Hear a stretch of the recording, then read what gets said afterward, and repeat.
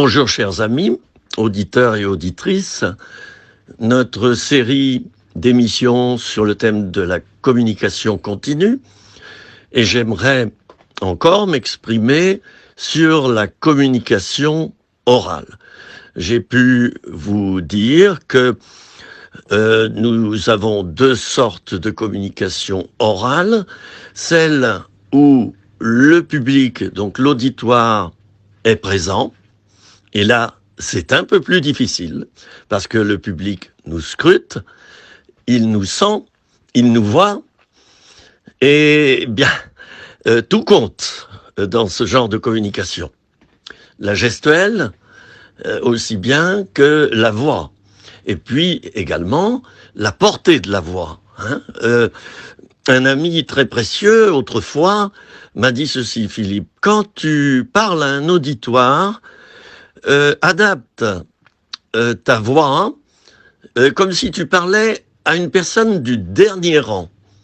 Ben oui, alors donc la force de ma voix, elle est la bonne. Tout le monde m'entend dans la pièce parce que je parle en élevant la voix comme si je voulais que la personne du dernier rang de l'auditoire puisse bien m'entendre.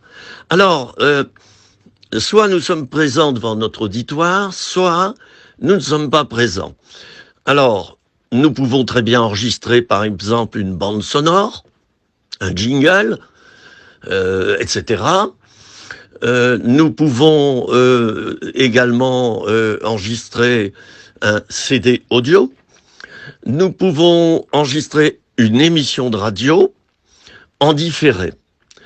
L'auditoire n'est pas présent. Je dirais que c'est difficile également, parce qu'il nous faut l'imaginer. Alors, il faut avoir de l'imagination. Personnellement, lorsque je parle en différé et que j'enregistre, ce qui est le cas maintenant, par exemple, eh bien, je me transporte en quelque sorte, je me transporte dans mon public. J'imagine les personnes à qui je parle globalement. Et ça, c'est très important, vous voyez.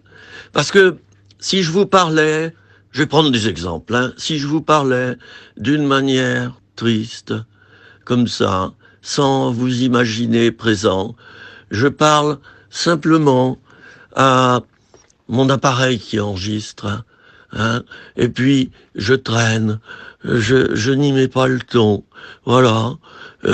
Ça serait un peu tristounet ma communication. Mais si je vous parle comme ça, chers amis, avec une voix pleine d'énergie, d'enthousiasme, j'y mets le ton, j'y mets l'intonation, j'y mets la force.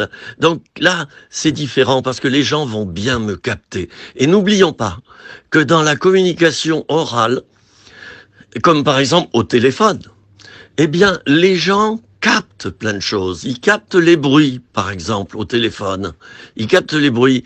Et une fois, une personne m'a appelé, elle faisait sa vaisselle. C'était une femme. Elle faisait sa vaisselle. Mais j'ai eu quelquefois des hommes qui faisaient la vaisselle en me parlant. Je lui faisais un entretien de relation d'aide et puis j'entendais les bruits de vaisselle. Alors moi, c'est rapide, au bout d'une minute, je dis, excuse-moi, mais est-ce que tu peux arrêter de faire ta vaisselle ou j'entends des bruits là tout autour et est-ce que tu peux te concentrer sur l'entretien? Bon, alors, vous voyez, il y a des réglages à faire dans tous les domaines. Bon, alors, la communication orale, elle tient compte de beaucoup d'éléments. Alors, lorsqu'on est devant un auditoire, il y a l'élément visuel, qui compte énormément. C'est pourquoi il nous faut éviter de lasser les gens. Il faut les regarder. Il faut, sur l'estrade, par exemple, être vivant. Il faut, quelquefois même, se déplacer sur l'estrade, si on a un micro portatif, se déplacer, faire des gestes, et puis je ne veux pas dire qu'on doit être un homme ou une femme de théâtre, mais on doit utiliser le gestuel. Bon, moi, c'est peut-être un peu plus facile parce que j'ai fait du théâtre étant jeune, je faisais partie d'un atelier théâtral, et c'est vrai que je sais utiliser mon corps pour parler. Très important, le corps. Quelquefois, je fais silence quand je m'exprime. et je fais des gestes seulement, des mimiques, eh bien le public capte bien ce que je voulais dire et que je n'ai pas dit. Alors donc, la communication faite devant un auditoire tient compte de l'image, du geste, des mimiques, et puis la communication sans l'auditoire va tenir compte seulement, si je puis dire, du timbre de la voix, du débit avec lequel je parle, si je parle lentement ou très très très très vite. Hein. Bon, eh bien les gens vont en tenir compte. Ils vont tenir compte également de ce qui passe au travers de ma voix. Vous savez qu'au travers de notre voix, les émotions passent. Il n'y a pas que les pensées qui passent, mais il y a les émotions. Et puis les personnes vont capter si je suis quelqu'un de très volontaire ou quelqu'un d'amorphe. Vous voyez, quelqu'un d'indécis. Si je ne pèse pas mes mots quand je parle, si je n'utilise pas les bons mots, et si je me désintéresse de l'auditoire au point de provoquer une coupure entre moi et l'auditoire, qu'il soit présent ou non, je suis un mauvais communicateur. Alors je vous invite, vous qui peut-être allez faire de la radio, vous qui en tout cas passez des coups de fil, je vous invite à faire passer beaucoup de choses au travers de votre voix. Tout est important dans l'oreille de la personne qui m'écoute, et même à la radio. Alors, je vais vous donner un petit secret par rapport à la communication orale. Eh bien, ce secret, c'est de faire comme si vous parliez vraiment en face à face avec la personne. Comme je disais tout à l'heure, transportez-vous, c'est une manière de parler, et imaginez que vous parlez directement à la personne. Elle est à 1 mètre de vous, votre auditoire est à 1 mètre de vous, alors que vous êtes dans le studio. Alors, le secret, c'est aussi d'être et de rester naturel. Je vais m'exprimer comme dans la vie courante. Comme si je suis dans le bus, par exemple, et que je parle à quelqu'un que je ne connais pas. Comme si j'étais dans la rue et quelqu'un m'interpelle.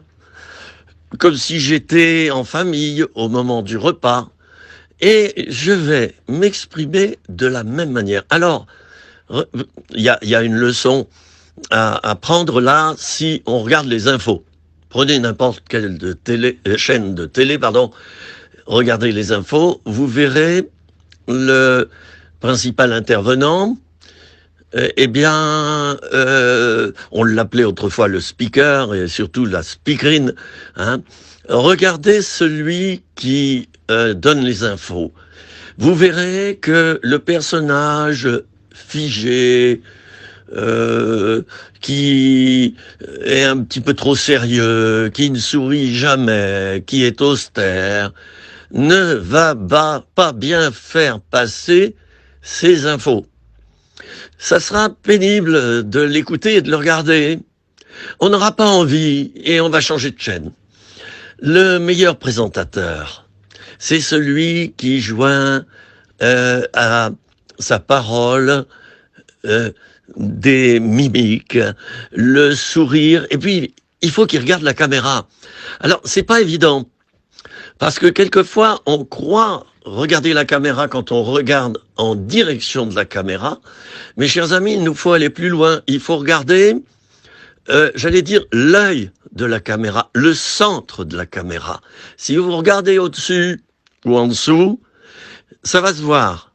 Au moment de votre communication, on va voir que vous ne regardez pas la personne à qui vous parlez. Alors, eh bien, je vous invite à faire devenir vivante votre communication orale en l'étudiant.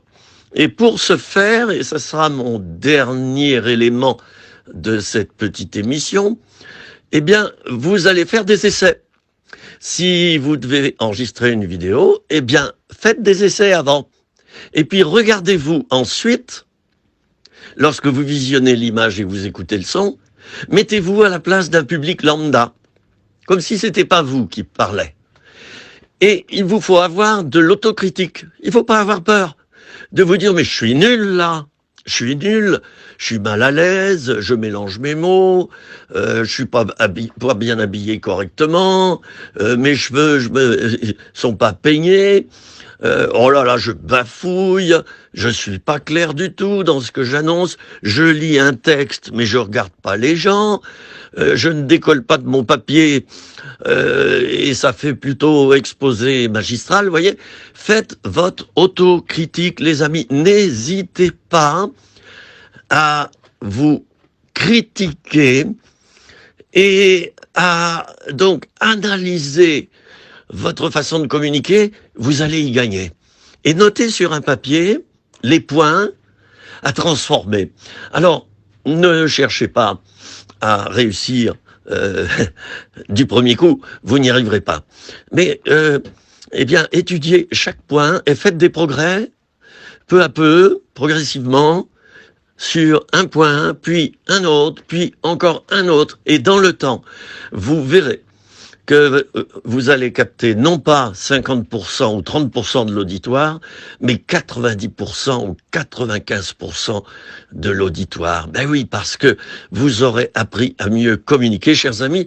C'est ce que je vous souhaite au niveau de l'écrit et au niveau de l'oral. Je vous dis à bientôt.